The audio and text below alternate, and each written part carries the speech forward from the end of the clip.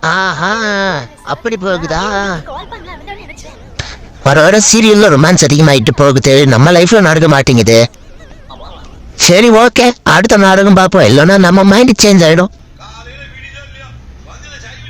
என்னப்பா இது, சத்தியமூர்த்தி ரொம்ப கோவப்படுறான்.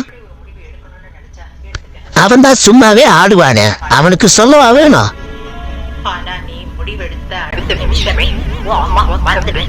அவன் கட்டின பொண்டாட்டியவே மறந்துட்டு ரெண்டாவது பொண்டாட்டிய பார்க்க போயிட்டான். இதுல நீ ஏமாத்திரம். ஐயோ, தூக்கமா வருதே. டைம் 9 ஆச்சு. நம்ம நாடகம் சரக்கு அடிக்க ஆசையா?